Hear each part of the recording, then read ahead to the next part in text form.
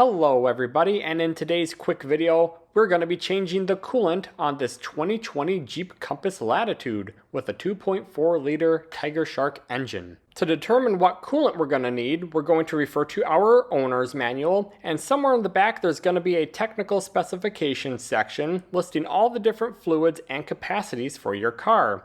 And you'll see this car needs the Mopar MS.90032 coolant. And just above that, you'll see that the capacity is 6.8 quarts.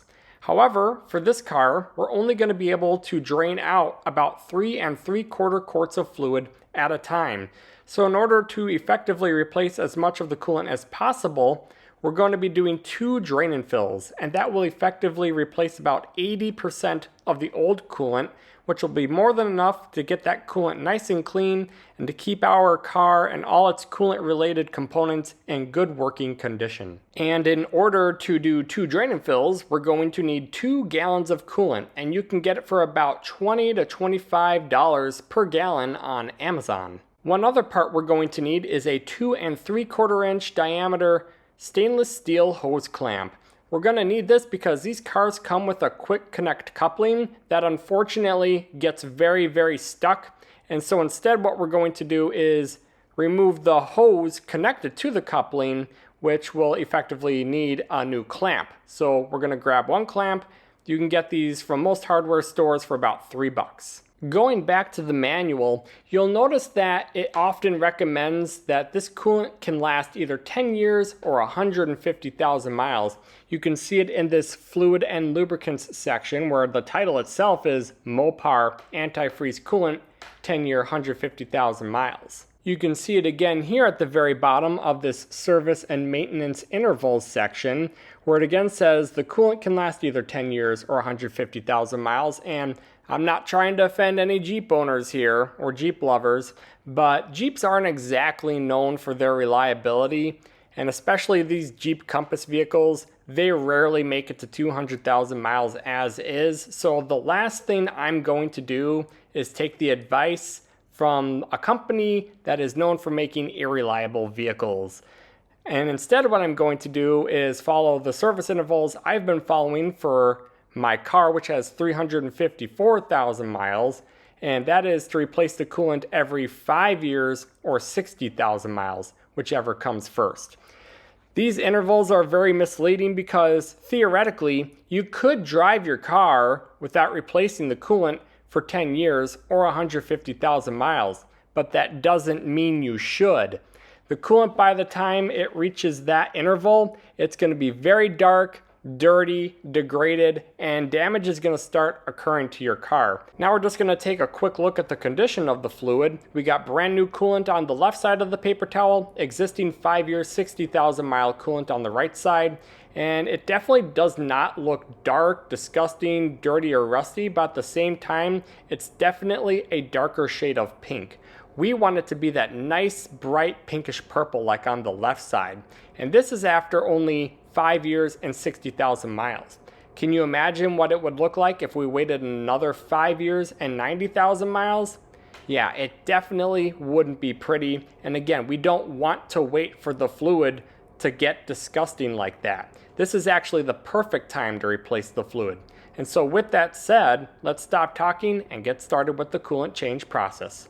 So before we start, we want to make sure the engine is completely cooled down. When we grab this upper radiator hose, it should be both flexible and cold to the touch, and it is, so we're ready to go. Before we get started, we're just going to turn the power to the car on. Don't need to start the car.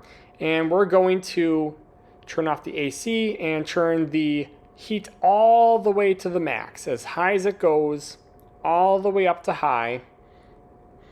And then we're also going to turn the fans to the max. And what this is going to do is it's going to open up the heater core and the thermostat to allow us to drain as much coolant as possible and prevent air pockets during the refill process. And whenever working on your car, you always want to set your e-brake. This one has an electric e-brake. Just pull up on this tab to activate it. Next, we're going to lift up the front passenger side of the vehicle to both give us more working room and to ensure that we get as much coolant out as possible. There's a jack point right behind the front wheel, and then you can put your jack stand under the frame right there. Since the coolant system is sealed, we're just going to remove this radiator reservoir cap right here to make removing the coolant hose easier. So the geniuses over at Jeep decided they were going to replace the extremely reliable petcock drain valve with this quote-unquote quick connect coupling, and if you want to try to remove it, you'll just take a screwdriver and pry back this little tab here, and then the idea is that it should just pull off pretty easy.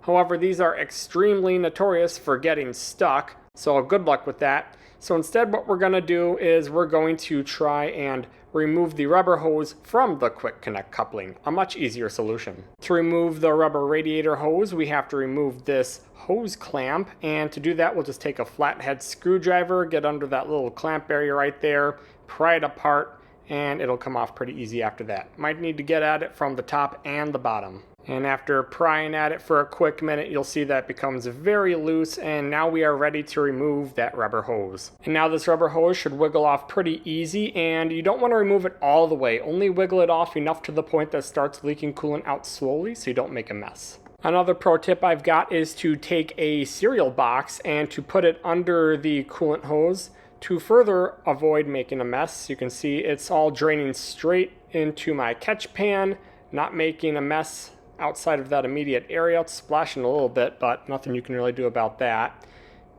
Nice easy stream going straight down to the drain pan, and you can see I also didn't remove that radiator hose all the way. It's still pressed up against the radiator itself, so it doesn't come out too fast. Next we'll come to the top passenger corner of the radiator, and we're going to loosen this bleeder valve. Don't take it all the way out, just loosen it a few turns and that'll be perfect. Now we'll come to the rear driver side of the engine right next to the brake fluid reservoir, and there's another coolant hose with a drain valve up here that we're also going to loosen. Again, don't take it all the way off, just turn it a couple turns and that'll be good enough. Next we're going to need a 2 3/4 inch stainless steel hose clamp to replace the old one, and a 5/16 inch socket and ratchet. And then we can put that radiator hose back on the car, snug that clamp up nicely. And the nice thing about these stainless steel clamps is they are never going to rust. They're extremely reliable. You can take them off and put them back on as many times as you need to over the years for easy maintenance. Now we can take the jack and jack stand out from under the car so the vehicle's level again. Now we can begin filling the coolant system back up with coolant into the coolant reservoir, and we'll keep filling the system with coolant until we notice coolant leaking out of the drain valve at the top passenger corner of the radiator. Then we'll take our screwdriver and quickly tighten that valve down. Don't over tighten it, it is just a plastic screw after all, don't want to break it. Now we'll go back to filling up that coolant reservoir with coolant, and same thing, we're going to watch this upper radiator hose drain valve and wait until it starts leaking coolant out of there. And same thing, we'll tighten that drain valve down nice and snug. Don't over tighten it. It's also made of plastic, don't want to break it. I might also recommend putting a paper towel under that hose to try and soak up some of that spilled coolant. Now we can put the cap back on the coolant reservoir, and you're gonna notice that the coolant level is way above that max fill line. That's okay. You don't got to worry about taking coolant out of the reservoir to get to the max fill line. If it's above it, that's perfectly fine. As we start the car and let it go through heat cycles and let the thermostat turn on and let that air bleed out, the level will go back down eventually to the point that we're going to need to actually add more coolant. So that's perfectly normal. Next, we need to start the car and get the engine up to full operating temperature. And some people like to just let their car idle in their driveway, or even for that matter, hold the RPMs at 2,000 or 3,000. But in my experience and opinion, that takes way too long. And so instead, to get the same effect, I recommend just taking your car for a drive instead, whether it be to work, school, grocery store, or even just up and down the road for a quick 10-minute drive. And this is going to ensure that the coolant gets up to full operating temperature, and more importantly, that the cooling fans turn on and for the thermostat to open.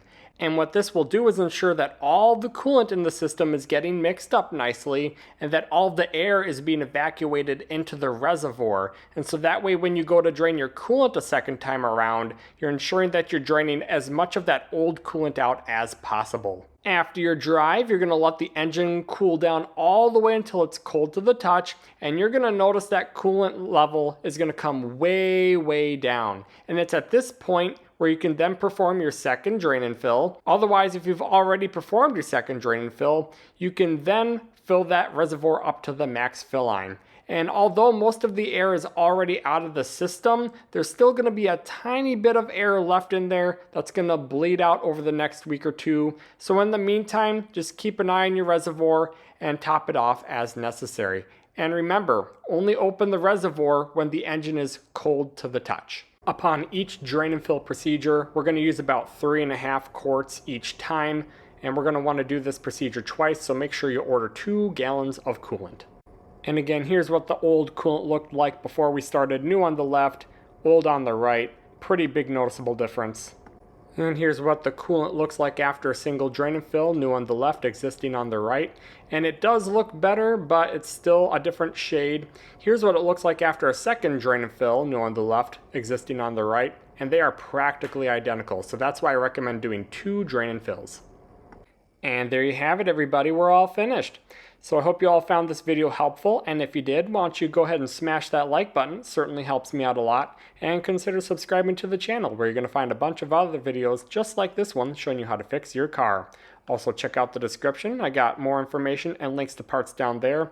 And feel free to leave a comment or a question. I'm pretty good at getting back to people. So as always, thank you so much for watching. Have a great day and take care.